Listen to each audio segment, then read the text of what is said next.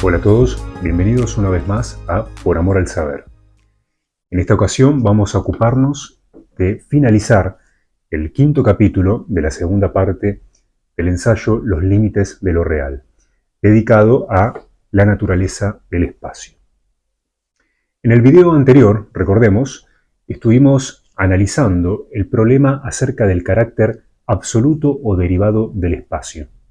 Presentamos dos grandes posiciones, la absolutista y la relacionista, y llegamos a la conclusión de que ninguna de las dos resulta satisfactoria a fin de explicar la naturaleza del espacio y su relación con los objetos. Es por esto que elaboramos una concepción alternativa en el marco de nuestra teoría de la alienación. Dicha concepción resultó superadora de las limitaciones que presentaba tanto el absolutismo como el relacionismo. Recordemos, la postura absolutista sostenía que el espacio constituye una entidad en sí misma. Es decir, el espacio existe por sí mismo con independencia de los objetos. Si los objetos desaparecieran, hipotéticamente, el espacio continuaría existiendo. Tal era la concepción, por ejemplo, de Newton. Por otra parte, las posturas derivacionistas afirmaban que el espacio, por el contrario, deriva su realidad de los objetos. Los objetos, al establecer relaciones entre sí, constituyen lo que consideramos el espacio. Esta era la postura, por ejemplo, de Leibniz. Ahora bien, ambas posturas, como señalamos, presentaban deficiencias. Con respecto al absolutismo, esta concepción consideraba que el espacio podía existir por sí mismo.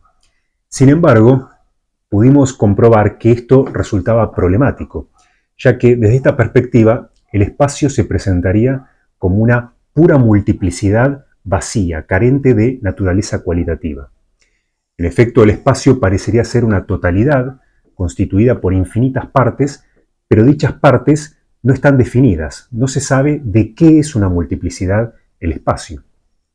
Por otra parte, dichos componentes o esas partes elementales que constituirían el espacio, que serían los puntos, hemos demostrado que no son más que ficciones matemáticas. Y además, las relaciones que establecerían entre sí tendrían un carácter necesario. Es decir, las partes no podrían existir al margen de las relaciones que establecen con las otras, lo cual iba en contra del postulado relacional. Por todas estas razones, hemos visto que el absolutismo no era una posición viable. Había una razón más que señalamos, y es que el espacio, o las partes que constituyen el espacio, ni siquiera podrían adquirir identidad por sí mismas si no fuera por referencia a un objeto existente. En efecto, todos los puntos del espacio son absolutamente indiscernibles entre sí. Solo a partir de la existencia de un objeto podría establecerse una diferenciación entre un punto y otro del espacio. Es por esta razón que desechamos el absolutismo y desde el punto de vista de la teoría de la alienación, el espacio debe considerarse un tipo de realidad dependiente de los objetos. En este punto nos asemejamos, o nos acercamos, mejor dicho, al relacionismo. En efecto, la teoría de la alienación sostiene que el espacio no es otra cosa sino la forma o la estructura de la alienación. Recordemos, la alienación es el fenómeno en virtud del cual las cualidades se manifiestan a través de una multiplicidad de instancias singulares a las que llamamos singletones. Pues bien, la manera en que ocurre esa alienación, la estructura a través de la cual se distinguen los múltiples singletones de una misma cualidad, no es otra cosa sino el espacio mismo. Pues bien, desde este punto de vista, se comprende que el espacio en sí mismo no podría tener realidad. En efecto, si es la estructura de la alienación, requiere de alguna cualidad, de alguna entidad que experimente alienación a fin de tener realidad. En este punto entonces nos acercamos más a la postura relacionista. Sin embargo, el relacionismo también presentaba sus propios inconvenientes. Recordemos que el relacionismo establece que el espacio se constituye a partir de las relaciones entre los objetos. Pero si esto es así, cabe preguntarse en primer lugar por qué los objetos son extensos. Si el espacio es algo derivado, entonces la extensión tendría que tener un origen no espacial. Y por otra parte, lo que tampoco queda demasiado claro desde el relacionismo es cuál es el estatus ontológico de la distancia entre los objetos. ¿Podemos hablar de lugares vacíos desde el punto de vista relacionista? Si es que solo existen objetos y sus relaciones entre sí, ¿cómo podemos entender la naturaleza de los lugares vacíos que existen o que se manifiestan entre los objetos? Bien, el relacionismo no da una explicación satisfactoria de esto. Sin embargo, desde el punto de vista de la teoría de la alienación, podemos explicarlo. En efecto, los objetos son extensos precisamente en virtud del fenómeno de la alienación. Las cualidades, al alienarse, se extienden y de esta manera cada singletón se puede diferenciar de los otros. Y por otra parte, con respecto a los lugares vacíos que quedan entre un objeto y otro, se pueden entender apelando al concepto de subsistencia. En efecto, si el espacio no es más que la estructura de la alienación, en definitiva lo podemos figurar como una suerte de trama o red de protorrelaciones de identidad y de diferencia entre los singletones. Y dichas protorrelaciones subsisten al margen de que exista un objeto en concreto y que establezca efectivamente una relación con algún otro. En este sentido, adviértase, la teoría de la alienación se asemeja ahora un poco más al absolutismo, ya que sostiene que el espacio posee un cierto tipo de realidad. Sin embargo, no es la realidad de una entidad que exista por sí misma, sino que es la realidad propia de lo subsistente. De esta forma, comprobamos que la teoría de la alienación mantiene una postura equidistante tanto respecto del absolutismo como del relacionismo. Bien, por otra parte, habíamos mencionado que una consecuencia muy importante de esta concepción del espacio es que las posiciones que ocupan los objetos pasan a ser un rasgo constitutivo de su identidad. Es decir, lo que define a cada singletón es justamente la posición que ocupa en relación con los otros. Ahora, esto tenía algo de extraño, señalamos en el video anterior, ya que pareciera que la identidad de un objeto no está anclada a la posición en la cual está localizado. Es obvio que un objeto podría cambiar de posición y sin embargo seguiría siendo el mismo. Con lo cual esto nos llevaba a plantearnos la pregunta acerca de qué es el movimiento y cómo puede entenderse desde el marco de la teoría de la alienación. Por lo tanto, nos abocaremos ahora a analizar qué es el movimiento, cuál es su naturaleza.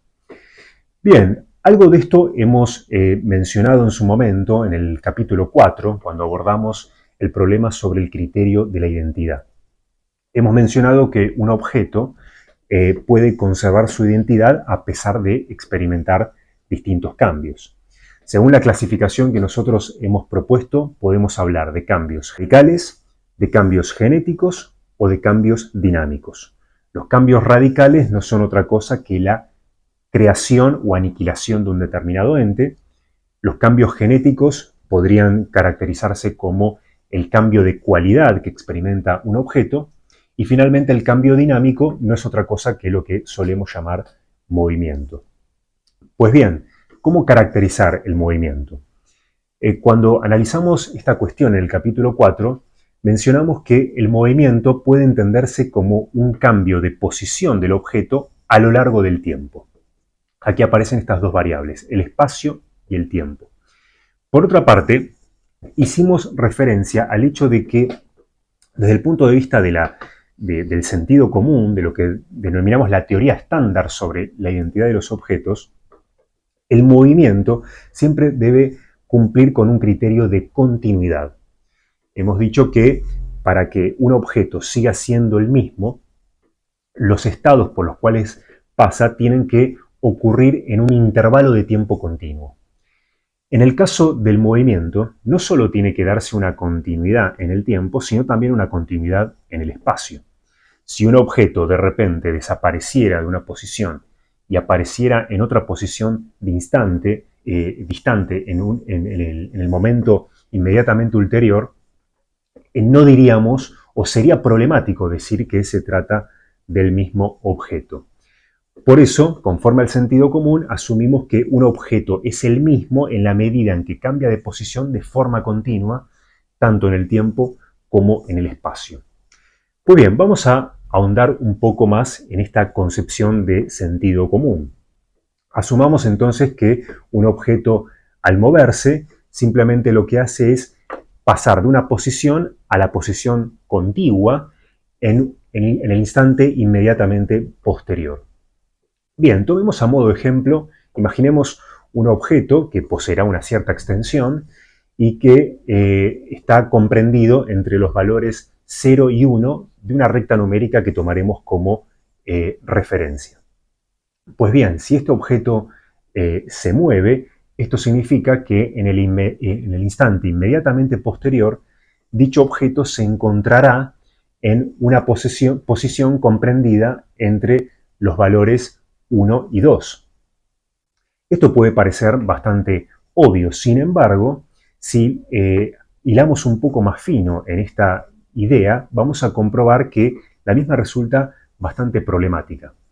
Tomemos a modo de ejemplo una partícula de este objeto. Supongamos una partícula fronteriza que esté en el extremo derecho, es decir, localizada en el punto 1 de esta recta numérica. Si observamos el movimiento del objeto, llegaremos a constatar que al desplazarse a la posición inmediatamente contigua, la partícula no hizo sino pasar directamente de la posición 1 a la posición 2, es decir, efectuó un salto discontinuo en el espacio. Esto, como vemos, va en contra del postulado de continuidad que asumimos por sentido común. Con lo cual, deberíamos preguntarnos cuál es la falla en este razonamiento.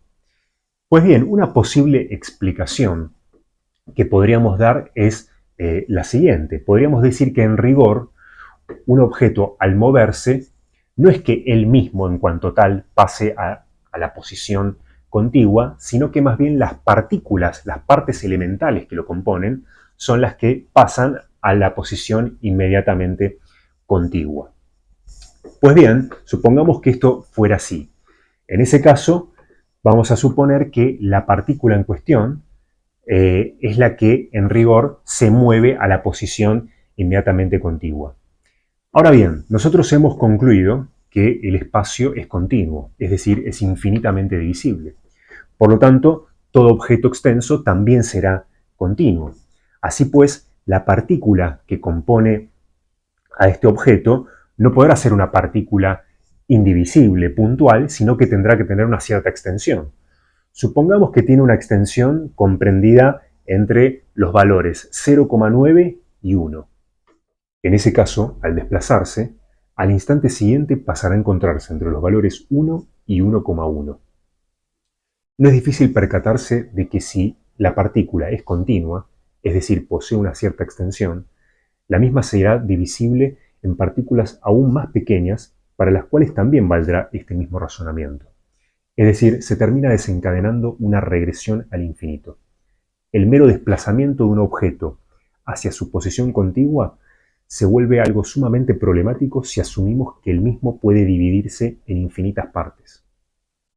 ¿Será entonces que la hipótesis continuista del espacio resulta errónea y tendremos que volver a la hipótesis de un espacio discreto constituido por unidades elementales? Pues bien, asumamos al menos provisoriamente que los objetos no son infinitamente divisibles, sino que han de estar constituidos por partículas mínimas, elementales e indivisibles. En ese caso, podríamos decir que un objeto se mueve cuando dichas partículas se desplazan hacia posiciones contiguas en los instantes consecutivos. Bien, ¿será factible este tipo de interpretación? Tomemos a modo de ejemplo dos partículas que asumimos indivisibles, la partícula A y la B. La partícula A vamos a suponer que se encuentra en una posición puntual y que en el instante inmediatamente posterior pasa a situarse en la posición inmediatamente contigua a la que estaba originalmente. Por su parte, vamos a presuponer que la partícula B se mueve más rápido que la partícula A. En tal caso, el instante inmediatamente posterior se situará no en una posición inmediatamente contigua, sino en una posición distante. Esto acarrea una consecuencia inadmisible, a saber, la partícula tuvo que haber efectuado un salto discontinuo en el espacio. Y de hecho no se podrían entender las diferencias de velocidad entre los objetos si no es asumiendo estos saltos discontinuos, algo que claramente va en contra del principio de continuidad que habíamos establecido como fuertemente intuitivo.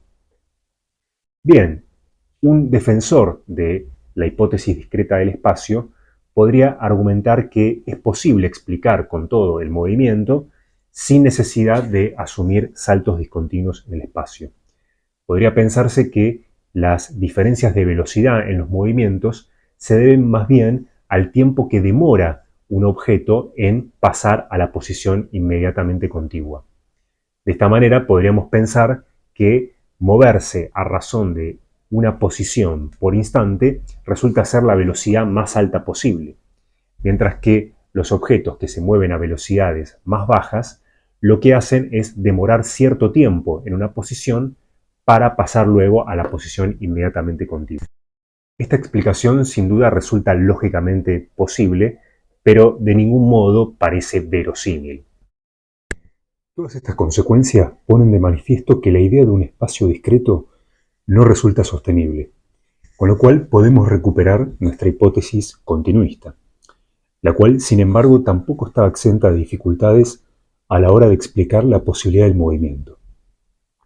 Habiendo llegado a esta instancia, cabría preguntarnos dónde está la falla de estos razonamientos que hemos venido esgrimiendo y que conducen a estas aporías a la hora de explicar cómo es posible que un objeto se desplace de un punto a otro. Pues bien, algo que podríamos llegar a pensar es que quizás estamos partiendo de un supuesto erróneo acerca del tiempo. Hemos asumido que, dado un instante, es posible establecer un instante inmediatamente consecutivo. ¿Pero esto es acertado? ¿Podremos decir que el tiempo es discreto o debemos concebirlo continuo al igual que el espacio? Quizás, si asumimos que el tiempo también es infinitamente divisible al igual que el espacio, el movimiento se vuelva fácilmente explicable. Sin embargo, vamos a comprobar que, aún presuponiendo tanto un espacio como un tiempo continuos, se llega de igual modo a resultados aporéticos, paradójicos.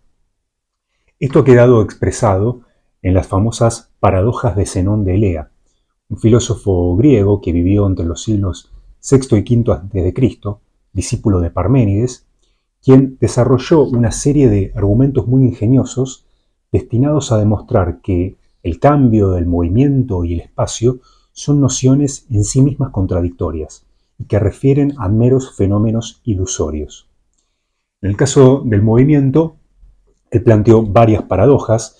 La más famosa de todas ellas seguramente es la paradoja de Aquiles y la tortuga. Aquiles, el héroe de pies ligeros, y la tortuga, uno de los animales más lentos, se enfrentan en una competición de carrera. Confiado en su superioridad, Aquiles le concede a la tortuga una distancia de ventaja X. Vamos a suponer, para simplificar el planteo, que Aquiles se mueve el doble de rápido que la tortuga. De esta manera, una vez iniciada la carrera, cuando Aquiles haya recorrido la distancia X que lo separaba inicialmente de la tortuga, ésta se encontrará medio X más adelante. Pues bien, cuando Aquiles haya atravesado esta distancia medio X, la tortuga estará un cuarto de X más adelante. Una vez que Aquiles haya logrado completar esta distancia, un cuarto de X, la tortuga estará ahora un octavo de X más adelante. Una vez completado ese octavo de X, la tortuga estará un 16avo de X más adelante, y así sucesivamente. De manera tal que Aquiles nunca logrará alcanzar la tortuga, pues si bien la distancia entre ellos va siendo cada vez más reducida, nunca termina de anularse. Como podemos ver, en esta paradoja se llega a una conclusión absolutamente inverosímil, dado que sabemos que en la realidad un ser que se mueva más rápido acabará alcanzando a uno que se mueva más lento, aunque le haya otorgado una distancia de ventaja. Sin embargo, si lo analizamos desde este punto de vista, el cual no pareciera tener ninguna falla, ninguna trampa, se llega a la conclusión de que Aquiles nunca podrá alcanzar a la tortuga. Hay otra paradoja formulada por Zenón, que es la paradoja de la flecha. Esta es aún más radical, ya que plantea lo siguiente. Supongamos una flecha que se desplaza desde un punto hacia otro y que la distancia entre ambos puntos es x. Es evidente que para poder atravesar esa distancia x, la flecha tendrá que pasar primero por la mitad de x. Y antes de pasar por la mitad de x, tendrá que pasar por la mitad de la mitad. Y antes por la mitad de la mitad de la mitad. Y así sucesivamente hasta el infinito. De manera tal que la flecha nunca podrá llegar a completar esa distancia, ya que deberá atravesar una infinidad de partes al desplazarse. Con estas paradojas que parten de la infinita divisibilidad tanto del espacio como del tiempo, Zenón plantea que el movimiento resulta ser no más que una ilusión. Habiendo llegado a esta instancia, cabe plantearse cómo es posible dar una explicación adecuada del fenómeno del movimiento. Se ha intentado dar respuesta a estos enigmas apelando a nociones matemáticas. El cálculo infinitesimal, por ejemplo, que es una de las ramas más importantes de la matemática, posibilita efectuar sumatorias de infinitos elementos que den como resultado cantidades finitas. Sin duda, este tipo de operaciones son perfectamente legítimas desde el punto de vista matemático. Sin embargo, no resultan adecuadas para explicar el fenómeno del movimiento. Y esto por una razón muy fundamental, y es que el análisis matemático es esencialmente abstracto, es atemporal, prescinde del tiempo, mientras que el movimiento es un fenómeno que se despliega temporalmente. Y lo que no termina por quedar claro es cómo es posible que se sucedan infinitos elementos a lo largo del tiempo. Esto es lo que hace difícil inteligir la noción misma de movimiento.